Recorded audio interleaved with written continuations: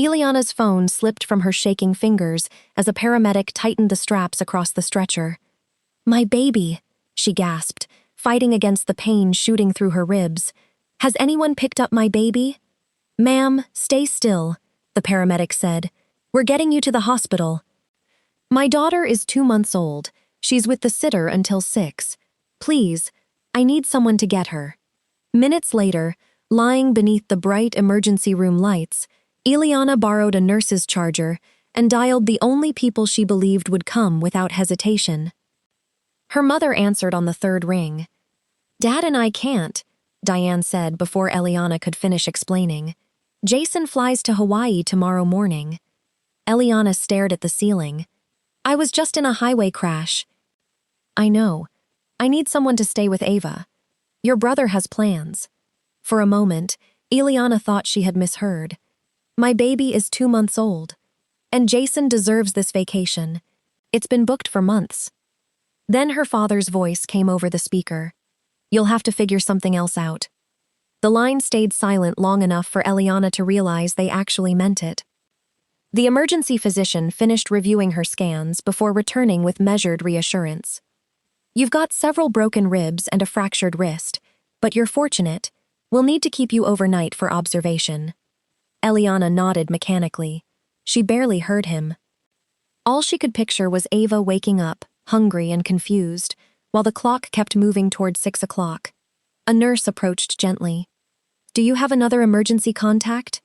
Elianna looked at the phone still resting on her blanket. "My parents." She swallowed. "They said no." The nurse hesitated, unsure she'd heard correctly. "They refused?" "They said my brother's vacation was more important." The nurse's expression changed from professional neutrality to quiet disbelief. "I'm so sorry." Within minutes, hospital staff helped Elianna contact an emergency childcare agency. Every available nanny had already been booked, except one willing to accept an immediate overnight assignment. "It'll be expensive," the coordinator warned. "I don't care. The earliest she can reach your home is 50 minutes. Please send her." When the coordinator confirmed the nanny had accepted the job, Elianna finally released the breath she'd been holding since the accident. At least Ava wouldn't be alone. The relief lasted only seconds. Her banking app automatically opened after another notification appeared. One familiar payment waited in tomorrow's scheduled transfers. Monthly family support, $5,200. She stared at the amount for a long time. 8 years. Month after month. Always on time. Never questioned. Her thumb hovered over the payment before pulling away. "No," she whispered to herself. "Not tonight. Maybe tomorrow. Maybe after everyone calmed down. Maybe after her parents apologized." The room fell quiet, except for the steady rhythm of the heart monitor. Then her phone vibrated again. The caller ID displayed a name she hadn't expected. "Grandma." Elianna answered immediately. Before she could say hello, Grandma spoke in a calm voice that somehow cut through all the noise. "Elianna, stay where you are." A brief pause followed. "I'm coming to the hospital." Less than 40 minutes later, the door to Elianna's hospital room opened. Grandma Margaret stepped inside, carrying only her handbag and a light sweater draped over one arm. At 78, she still walked with quiet confidence, but the moment she saw the bruises across Elianna's face and the cast already wrapped around her wrist, she stopped. "Oh, sweetheart." Elianna tried to smile. "I'm okay." Grandma looked directly at the heart monitor before replying. "No, you're pretending to be." She crossed the room and carefully hugged her granddaughter without disturbing the IV line. For several seconds, neither of them spoke. Finally, Grandma pulled back. "Where's your mother?" Elianna lowered her eyes. "Home." "And your father?" "With her." Grandma frowned. "I thought they were coming." They decided Jason's vacation couldn't be interrupted. Grandma closed her eyes briefly. "I see." There was no surprise in her voice, only disappointment. A soft knock interrupted them. The night nanny stepped into the room carrying Ava in her infant carrier. "I wanted you to see that she's doing perfectly," she said warmly. Ava slept peacefully, beneath a tiny pink blanket, completely unaware of the chaos surrounding her. Elianna reached over with her uninjured hand and gently touched her daughter's cheek. The nanny smiled. She took her bottle without any trouble. I changed her before we came, and she's been sleeping almost the entire drive. Thank you, Elianna whispered. No thanks necessary. She's a wonderful little girl. After another update, the nanny quietly wheeled the carrier back out so Ava could return home and stay on her normal schedule. Grandma watched the woman leave. A complete stranger rearranged her evening without hesitation. Elianna nodded silently. My own parents couldn't rearrange one day. Grandma settled into the chair beside the bed. Neither of them rushed to fill the silence. Eventually, Elianna spoke. I honestly believed this would be different. What would? I thought, maybe because it involved Ava. Grandma folded her hands. They've been making excuses for Jason since he was a boy. Elianna gave a tired laugh. I know. When he forgot homework, someone else was blamed. When he lost jobs, Grandma continued, they said his bosses didn't appreciate him. When he wrecked his finances, they emptied their savings to rescue him, Elianna finished quietly. Grandma looked at her carefully. And who was expected to understand every single time? I was. You always were. Elianna glanced back toward the phone lying beside her pillow. The scheduled payment notification was still visible. Grandma noticed immediately. You haven't canceled it. Elianna shook her head. I couldn't. Why? They're still my parents. Grandma leaned forward. When was the last time they acted like yours? The question lingered in the room. Elianna searched for an answer. She remembered birthdays Jason chose, holiday dinners planned around Jason's schedule, family emergencies that somehow became her responsibility, every milestone where she was expected to give while Jason was expected to receive. She opened her mouth. Nothing came out. Another nurse entered to check Elianna's medication. Before leaving, she smiled kindly. The nanny you hired is wonderful. Elianna looked up. You met her?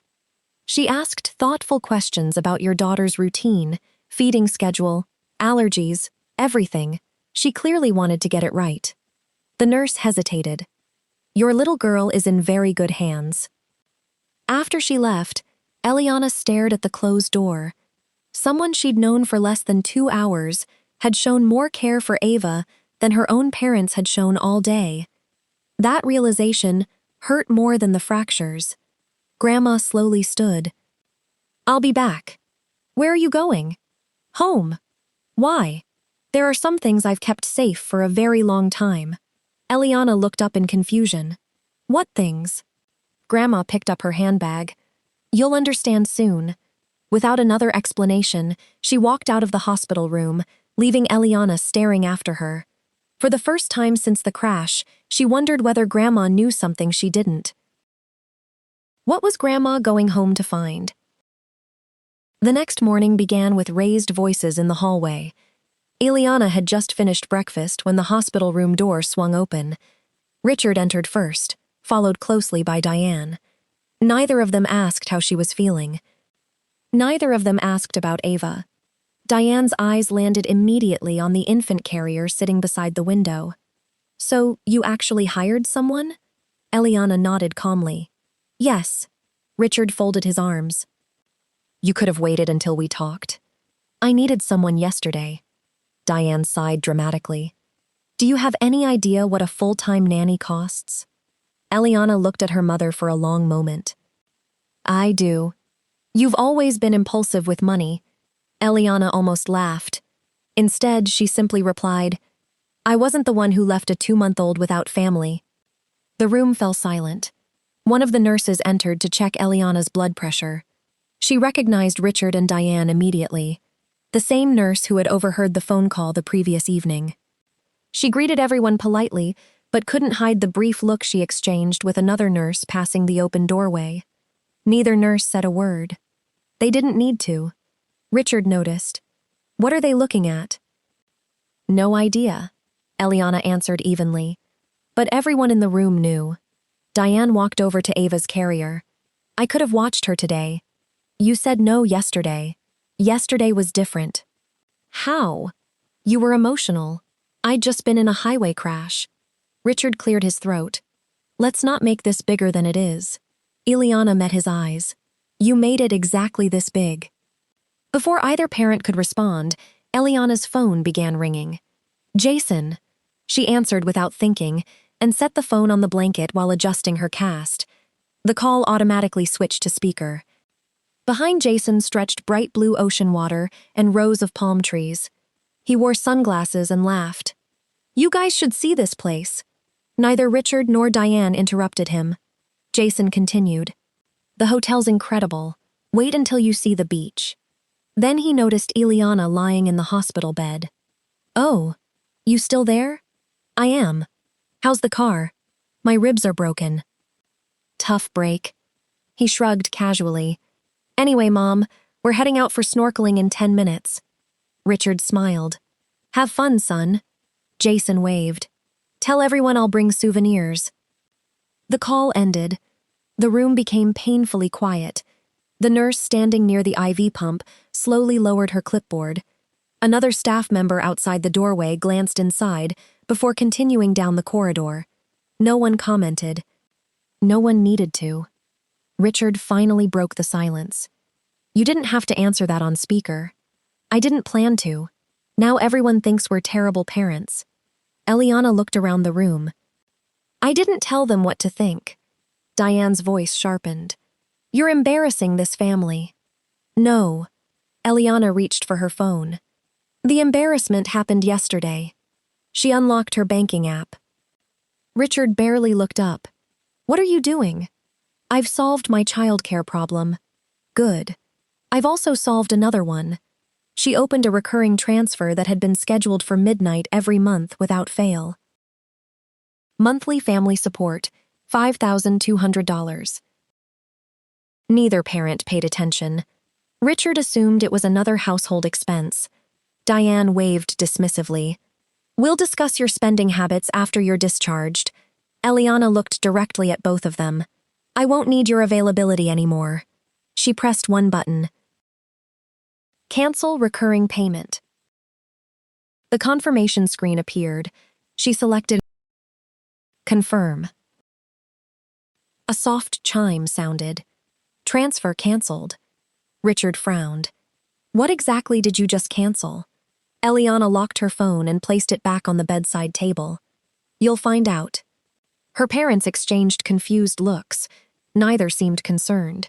To them, it was simply another one of Elianna's emotional decisions. Richard shook his head. We'll talk when you've calmed down. Without waiting for an answer, he and Diane turned toward the door. As they stepped into the hallway, another voice stopped them. Leaving already? Grandma Margaret stood there, holding an old leather document folder against her chest. She walked into the room without taking her eyes off Richard. Then she placed the worn folder carefully on Elianna's hospital bed. Resting one hand on it, she spoke quietly. It's time everyone remembered whose money that really was. The room went completely still. Richard looked from the old leather folder to his mother. What is this supposed to mean? Grandma Margaret ignored him. Instead, she unfastened the worn brass clasp and carefully opened the folder. Inside were neatly organized documents, each protected in clear sleeves. Some were decades old. Others were much newer. She placed the first document on Elianna's hospital tray. I've kept every original exactly where your grandfather wanted them. Diane frowned. Mother, this isn't the time. It should have been the time 8 years ago. Grandma slid another document forward. This is your father's estate plan. Elianna recognized her late grandfather's signature immediately. She hadn't seen it since the funeral. Richard shifted uneasily. I know what Dad left. No, Grandma answered calmly. You know what you told everyone. She removed another sheet. This is the inheritance agreement. Then another. And this? She tapped the final page. Is the family support agreement Elianna signed voluntarily. The hospital social worker, who had arrived to discuss Elianna's discharge planning, paused politely at the open doorway. I'm sorry, she said quietly. Should I come back? Grandma looked toward her. No, please come in. The social worker stepped inside, remaining respectfully silent. Grandma turned another page. When your father died, he left Elianna a protected inheritance. Richard crossed his arms. She knows that. Not all of it. Grandma's voice remained steady. You and Diane had already emptied nearly all of your retirement savings. Neither parent answered. You didn't lose it through illness. She looked directly at Richard. You lost it, rescuing Jason. Silence. The failed restaurant. Another silence. The credit card debt. Richard looked away. The investment that never existed. Diane finally spoke. We were helping our son. You were, Grandma agreed. And Elianna chose to help both of you. Grandma lifted the signed agreement. Elianna could have kept every dollar. Instead, she accepted smaller inheritance distributions and created a formal monthly support arrangement. Richard interrupted. We never forced her. No, Grandma replied. She offered because she believed family should never be abandoned. The words hung heavily in the room. Grandma continued. Every month. She turned another page. $5,200. Another page. Without missing a single payment. Another. For 8 straight years. The social worker glanced down at the figures before quietly looking away again, understanding that she had just witnessed something deeply personal. Elianna stared at the agreement. She remembered signing it in a lawyer's office shortly after her grandfather's estate had been settled. At the time, she'd believed she was preserving her family, not buying their loyalty. Grandma pointed to one paragraph highlighted years earlier. There was only one condition. Richard's expression tightened. What condition? Grandma read aloud. In the event of a documented family emergency involving Elianna Brooks or her dependent child, Richard and Diane Brooks agree to provide reasonable family assistance when physically able. She lowered the paper. That clause wasn't punishment. It was acknowledgement. Elianna wasn't asking for repayment. She only wanted to know her family would be there if everything ever fell apart. The room felt smaller. Diane slowly sat down. I didn't think, Grandma answered gently. No, you didn't. Elianna spoke for the first time in several minutes. I wasn't asking you to raise Ava. Her voice was quiet. I asked you to help for one day. Richard rubbed his forehead. You thought Jason's vacation mattered more, Elianna finished. No one argued, because no one could. Suddenly, Elianna's phone began vibrating. Richard. She ignored it. Seconds later, another call appeared. Diane. Then another. Jason. The screen continued lighting up as missed calls accumulated one after another. None of them knew the payment had already been canceled. None of them knew the documents explaining everything were lying open on the hospital bed. Grandma removed one final page from the folder. Unlike the others, it was crisp and recently prepared. She slid it across the blanket toward Elianna. This is the termination notice. Elianna looked at the heading. It referenced the same support agreement she had signed 8 years earlier. Her eyes moved to the final paragraph. The agreement permitted immediate termination if Richard and Diane failed to provide the agreed family assistance during a documented emergency involving Elianna or Ava. Grandma placed a pen beside the paper. You already fulfilled every promise you made. Elianna looked once toward the window, then toward the photograph of Ava sleeping peacefully on her phone's lock screen. Without another word, she picked up the pen. Her signature flowed steadily across the page. Grandma collected the document, closed the folder, and looked toward the still vibrating phone. Then she spoke quietly. Now, let them explain how they're going to replace $5,200 every month. Richard's calls stopped for nearly an hour. Then they started again. By early afternoon, both he and Diane were back at the hospital. This time, they didn't walk into the room with confidence. They rushed in. Richard's face had gone pale. Elianna? She looked up from the chair beside her bed, where she was holding Ava after the nurse had briefly brought her in to visit. What is it? The transfer. He struggled to keep his voice steady. It didn't come through. Elianna simply nodded. I know. Diane stepped forward. There has to be some mistake. There isn't. Richard glanced toward Grandma Margaret. You knew about this?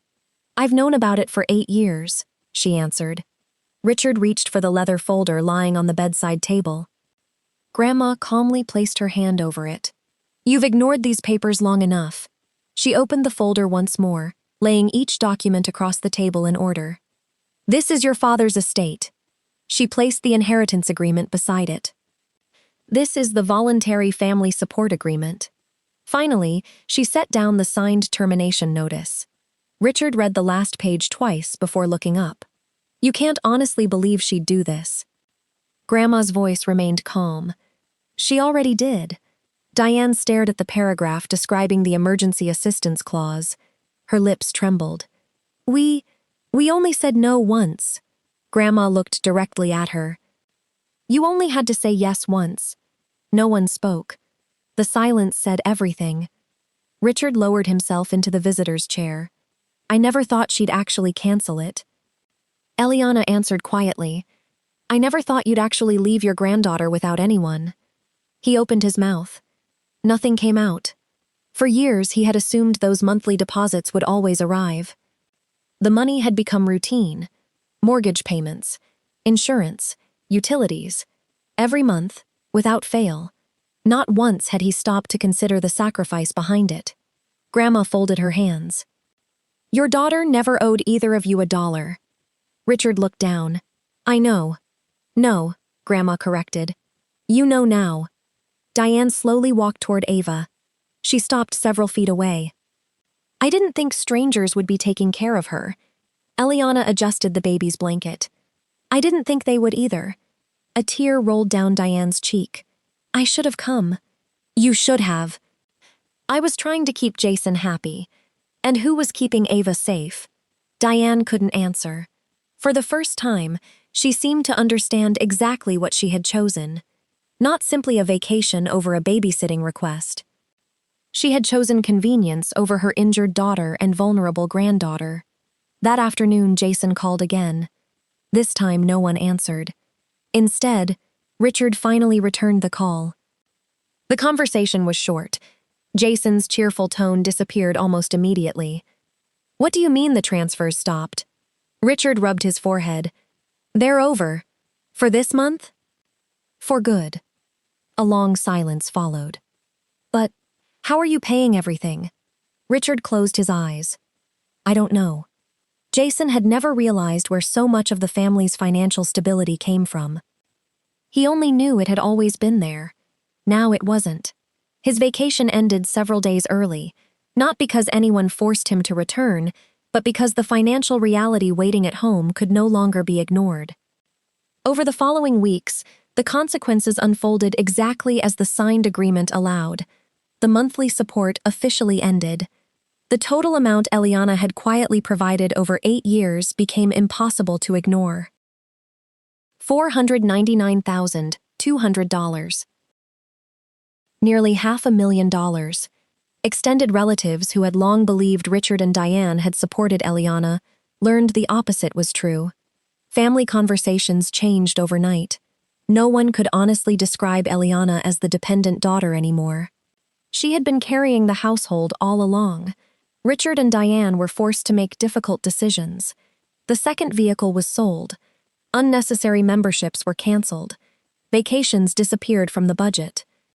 Jason, for the first time in years, had to find stable employment without expecting someone else to absorb the consequences of his choices. Grandma made one thing unmistakably clear. I will not replace what Elianna gave. No one argued with her. Elianna's own life began moving in a different direction. She hired the nanny permanently. The woman who had answered an emergency phone call became someone Ava greeted every morning with a smile. As her injuries healed, Elianna returned to work, knowing her daughter was surrounded by dependable care instead of unreliable promises. She also met with the attorney who had handled her grandfather's estate. Together with Grandma, they updated future estate documents, so that no family support could ever again be treated as an entitlement instead of a gift. For the first time in years, every dollar she earned and every dollar she inherited was being used to build a future for herself and Ava. Not to maintain a past built on obligation, Richard and Diane reached out often, sometimes by phone, sometimes through handwritten letters, sometimes asking if they could visit. Elianna never stopped them from apologizing, but she also never confused apologies with restored trust. When they did see Ava, the visits happened on Elianna's schedule, in her home, and under her boundaries. The relationship they had taken for granted had changed permanently, not because Elianna wanted revenge, because trust, once broken in a moment of true need, could not simply be restored with words. Several months later, Elianna stood in her living room, watching Ava laugh, as the nanny helped her stack colorful blocks on the rug. Grandma sat nearby, smiling quietly as she knitted a tiny blanket. The room felt peaceful, safe. For the first time since the highway crash, Elianna realized she wasn't carrying everyone else's responsibilities anymore. She was carrying only the ones that truly belonged to her. She looked down at her daughter and smiled. "The day my parents refused to protect my daughter," she said softly, "was the day I finally stopped protecting their choices."